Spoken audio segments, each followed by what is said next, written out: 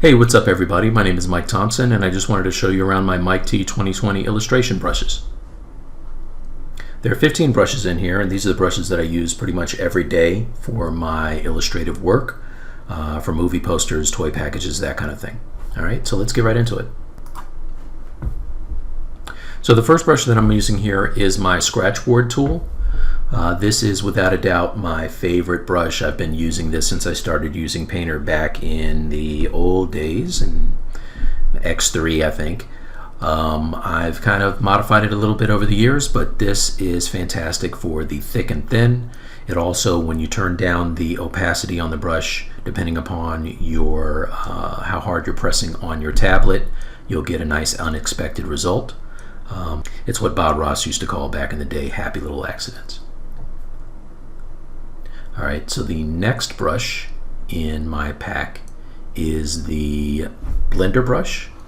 It's the soft blender, and all I'm doing is just laying down some strokes here with my scratch board, and then I'm going to go and grab the soft blender and blend some of these areas. You can see that depending upon how hard you press, you get more of a blending effect, and kind of does what it says there. It's one of my go-to brushes. The scratch board and blender are definitely the ones that I use the most when I'm painting. And again, the more you press when it gets to the edge of your stroke, the more it's going to pick up that underlying color or your canvas color. I like to make a new layer on top of my work and then use that blender brush, and then it's non-destructive. If I don't like something, I can erase it. Alright, after that we get into the pencils, and these are three of my favorite pencils that I use all the time. They're slightly different, but you know, enough of a difference that I have all three of them in here. And the first one is the Real 2B pencil. When I'm submitting sketches for clients, I will, you know, probably start off with one of these three brushes. Usually the Real 2B is kind of like you know, an HB in real life for me. So it's you know, kind of the sweet spot between hard and soft. And you can see you get some nice blending when you or shading rather, depending upon your stroke and your opacity on the pencil. All right, so that's kind of what you can expect from the Real 2B. The next one is the Real 4H. It's the hard pencil. So this is going to be more akin to a mechanical pencil outside the computer. If you want to do something that's a little more of a technical drawing or clean lines, you would use this. So this is what I'll use. Maybe I'll sketch it out with that Real 2B really you know, quickly. Turn down the opacity on that layer, make a new layer, and switch to the Real hard 4H pencil and do a clean line on top of it, and that's what I'll submit to the client as my clean line drawing. And then the last one that I'm doing here on top of those earlier strokes is my Real 6B soft pencil. So that one kind of resembles more of a soft lead pencil, looks a little more charcoaly. Those are great for dark blacks. If you want to just kind of bang in some values, this is really great for value studies. And you can see, again, pressure sensitive, so depending upon your opacity and your strokes, you can get some nice transitions on the page. Alright, so after we get through the pencils, next we have airbrushes, and one of my favorite brushes in Corel Painter is the digital airbrush, just a straight digital airbrush. Before I became a digital artist, I was a traditional painter, and I used to airbrush back in the day, and this kind of gives you a very similar look. Feels a little more realistic on the fall off than the airbrush in Photoshop. Probably a little more biased because I'm more of a Painter user, but this is something that I really like a lot. And I'm just going through, one of the ways that I like to blend colors is when I don't use that blender brush, I like to eyedrop where the colors kind of transition from one to another, and then it selects that color, and then I paint that edge. And so you do that enough and you get a nice clean smooth blend. All right, so that is the digital airbrush. Next is the digital grainy airbrush.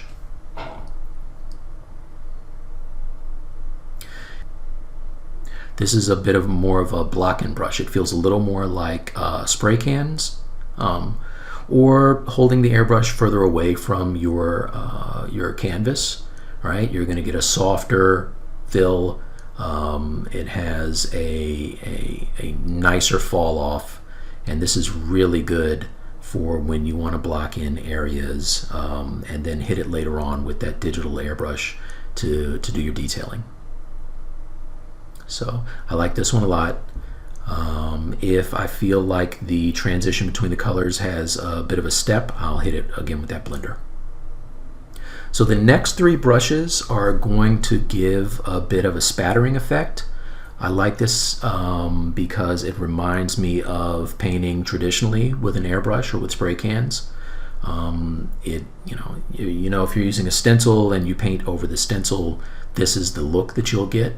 Also, if you have less pressure on your air compressor and or less paint in your cup, it's going to spatter out at the end, and this is the look that you get. So I like this a lot.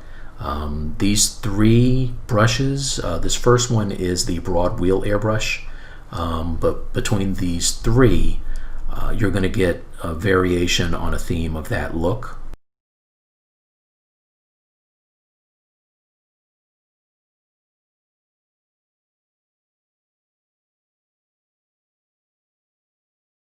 The next one here is the smooth spray, and it looks similar to the broad wheel airbrush, but the dots are varied a little more. You have a little more tiny and larger size dots, so again, looks more realistic.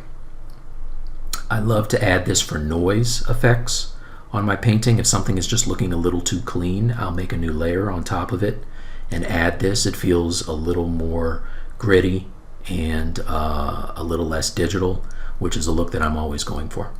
So that's what I'm doing here. I'm just grabbing some different colors and laying down those sprays.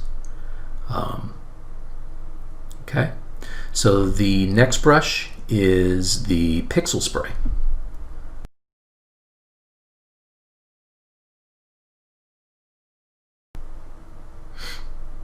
This pixel spray is going to build up. Like the thing I like about this brush is I can hold it in one position and spray, and depending upon the angle of my brush, the angle of my stylus rather, it will kind of shoot out in that direction. You can see that's what's happening right here. It builds up, pools at the point of origin, and then spatters out at the end, and you get some really, really nice effects. So it feels a lot like something that would happen with an airbrush if you just kind of hold it in place and hold it at a real kind of tight angle and shoot out there. So I'm just playing around with some colors here and doing spraying, and you can see that it's giving you some nice little kind of gradient dots there that if I wanted to, I could select those and use them as noise and maybe apply them on different layers using different like opacity or multiply or whatever, and just give the paint a little bit more life. After that, I get to my pastels. The first one is just a regular oil pastel. Gonna grab like a purple color here, and you can see it kind of does what you expect it to do. Looks like an oil pastel. I like the fact that depending upon your pressure, you can get some really nice effects, and it picks up the color underneath, picks up the grain underneath, and it just looks natural. It looks like something you would expect to find with real oil pastels.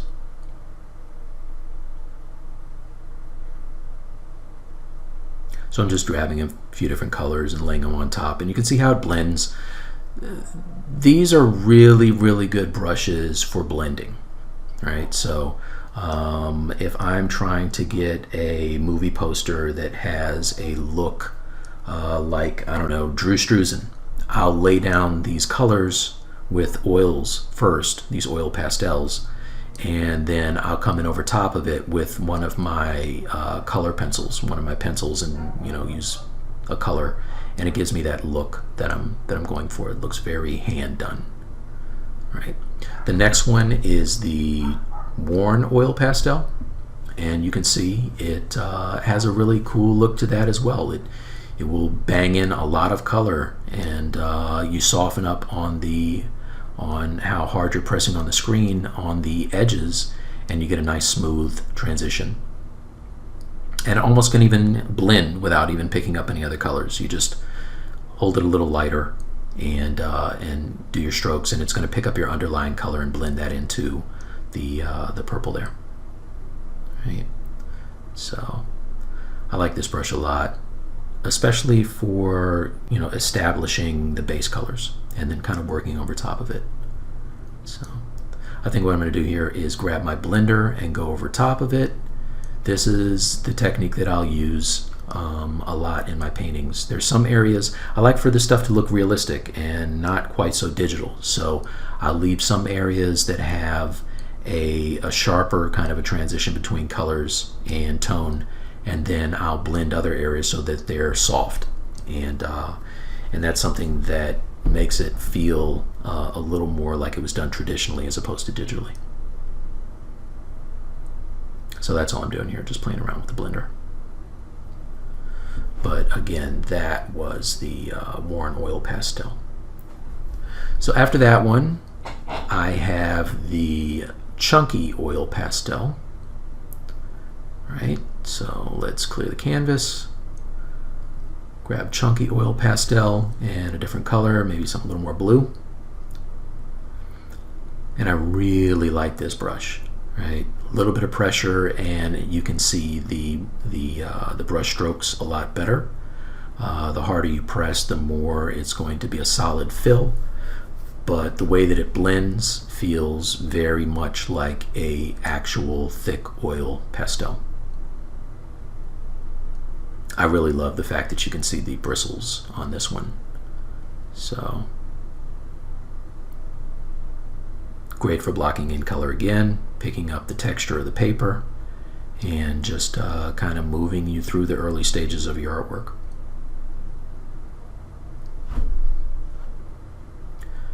After that one, we have the chunky soft pastel.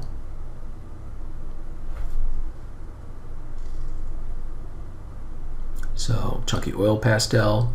Second to the last is the chunky soft pastel. Let's pick something like a red here.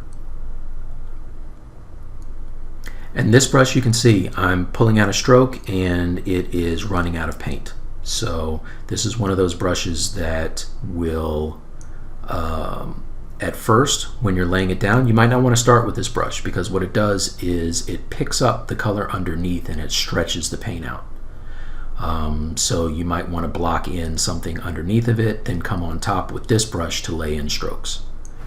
But you can see right here that I have to lift up the stylus and press it back down again in order to pick up more paint. It's almost like I'm dipping it into the paint and then putting it down. And you can see as I pull a stroke on top of the paint that's already down, it's easier to pull out the stroke. It's longer. All right, these light colors are going down a lot longer on top of the paint that is already applied, as opposed to going down on the canvas. They're a short stroke. So you can get some cool techniques doing that. And as you have the color laid down there, without picking up the brush, the more that you kind of just mush it around on the canvas, the more you can blend, and you get some really cool effects. So that I think I'm going to do that, just like sample a color, and then you can see I'm kind of just scrubbing through what's down there, and it's picking up the underlying paint and blending it. So you can get some cool effects with this as well. And even the canvas, like, you'll just pick that up and apply it on top of what you have there. It's a cool brush.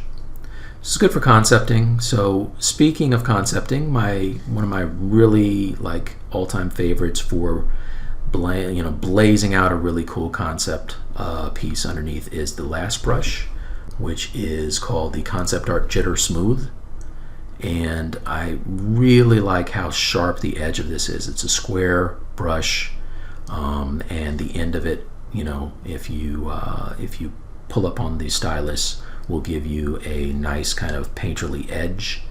And I just love how it retains the pigment that it lays down. So this one, you can see the colors I'm using are very saturated, and as I stroke over some of the other colors, it blends with them kind of nicely, and you can get some really cool effects. So this is one of the ones I like, in addition to the other 14 brushes. These are 15 of my favorite brushes, you guys.